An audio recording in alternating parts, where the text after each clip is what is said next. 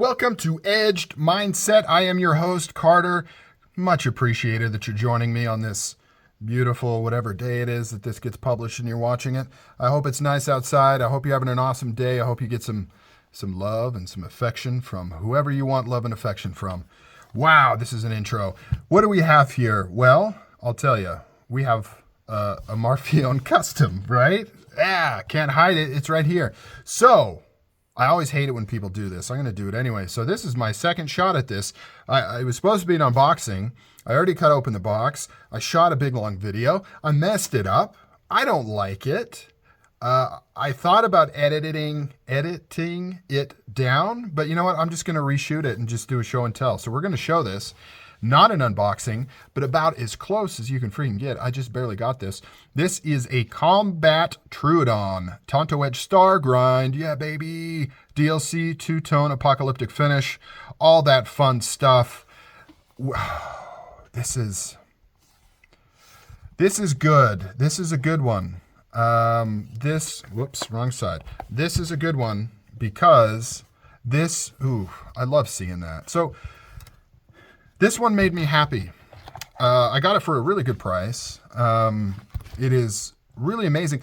I like it more than I thought I would. So just pre-game show right there, I thought it was going to be so-so. I got it because it was a decent price. I was almost like, man, do I just get this and carry it and use it because it's not as flashy or as seemingly nice as some of the others that have passed my hands. But this might be a contender for my favorite custom that I have. So we got your usual stuff. We got your Declaration of Independence, authenticity. And once again, I have the NA on the serial number. I don't love that. That is really annoying. I don't understand. I don't understand why on this level, on this custom level, why they wouldn't do a serial number. It's really annoying because I have no idea if it's an early one, late one, whatever. I understand that they don't keep good records, so it's hard to determine how many they made, but I'd at least like to know how high up it is because it's cool to get the low numbers. So the person I bought this from, I got this pre-owned. Good deal. And you can see that he does the same thing I do and puts the dagger on the front of the pouch. Yes, dagger on the front of the pouch, crew. Sound off. One thing I did notice is, so I've got 3 frickin' customs right here. So 2 Combat Troodons. They're the exact same, small pouch, silver, gray, titanium patch. But my Scarab comes in a bigger pouch with the bronze titanium thing. I don't know why it's in a bigger pouch. It is technically slightly bigger than a Combat Troodon, but not enough to warrant a pouch. Definitely could have fit in here.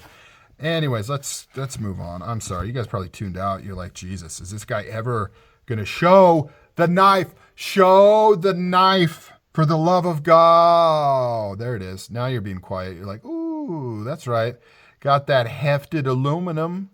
Yeah, boy. Sucker is sweet.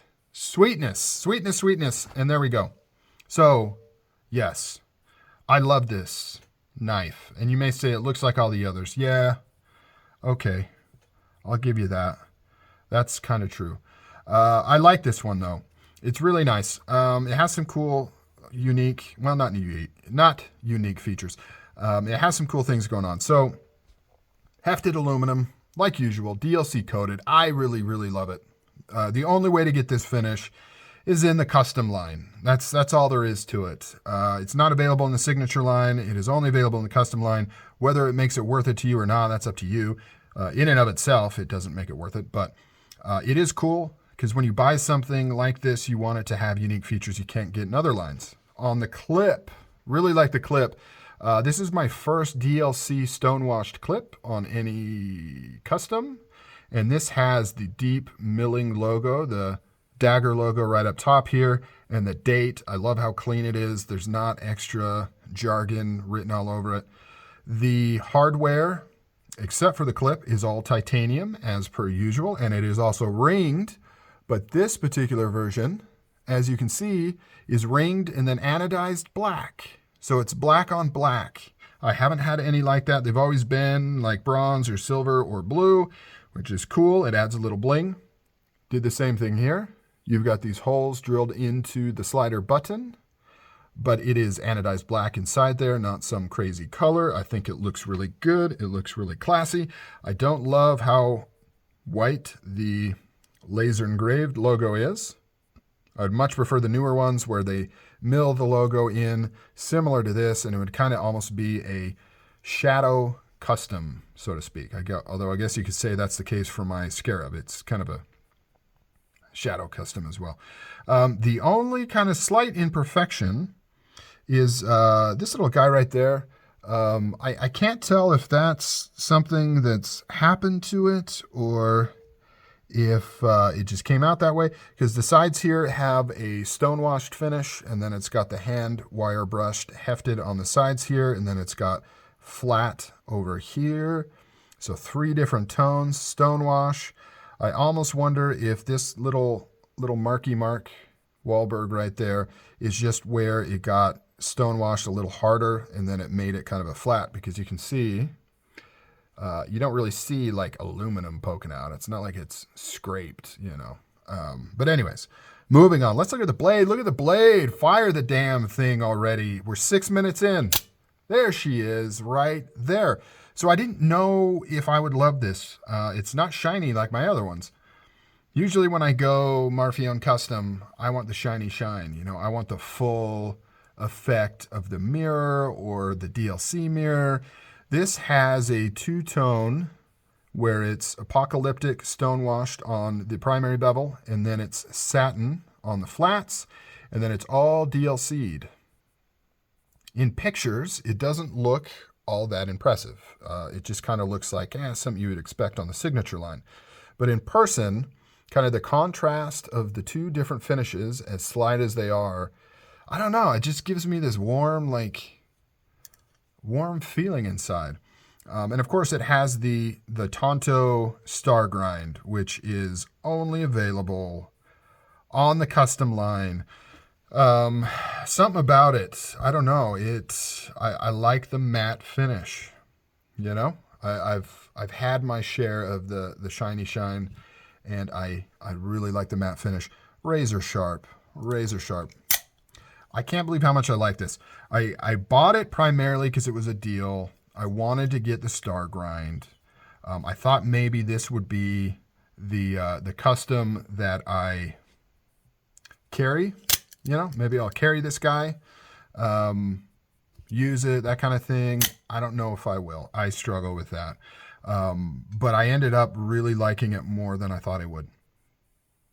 It just looks really, really good. I actually like how the accents are more subdued. I like the stonewash finish. I love that DLC matte finish on here. Really digging that. The different tones, all the different things going on. And of course, that star grind, really cool. Just nice. Good stuff. Good stuff. Let's just take that hefting. I don't know. It's simple, right? Sometimes the simplest finishes look the best. Similar to, story time. So I've heard some complaints on these where they say, you know, they don't like the hefted finish. I don't like the name. It's confusing. They don't like this finish because it looks unfinished, right? It looks like it's the first part of the handle process and then they just gave up. I've heard that before. But I heard the same thing when Strider was doing their grind lines, their heavy grind lines, leaving those on the blade where you'd get the contrast with the heavy grind lines. I wish I had one to show. I don't. And then you had the more finished satin flats. Heard the same thing. People are like, why would you spend that much money on a knife that looks like it's in the first stage of being finished? It's not done yet. And yet that finish I've been in love with for over a decade, and I've seen it migrate into all different knife makers. I'm not saying that Strider did it first. I have no idea who did it first. But that's the first place I saw it done, was on Strider knives, where it was purposely left a heavy grind line pattern to contrast against the rest of the blade. That's the first place I ever saw it done. I don't know if he did it first or what. I'm sure I'll get some people chiming in. Probably not the case, but he was definitely one of the earlier ones, and in my mind, he's the one that popularized it, still does it to this day. You see it in other knives like the Evo 3. You can get it in that finish, and that's my favorite one. Some of it's personal preference. I just really, really like the look of that. where was I going? Oh, I was going with that. So I get a similar feeling with this hefting right here. Yes, it is rough, but it is consistent, and it contrasts these bevels. You can see the bevels are completely smooth finished, and then you got stonewash on the sides. And so those little details is what makes it really kind of pop in my mind. My finger is getting tired, and I can no longer index close it. So I have talked long enough. You guys are probably gone right now, but here it is, new Marfione Combat Troodon Custom with the star grind, pretty much all blacked out. All right, guys, take it easy. I'm out. Catch you on the next one. Keep it real. Watch your six.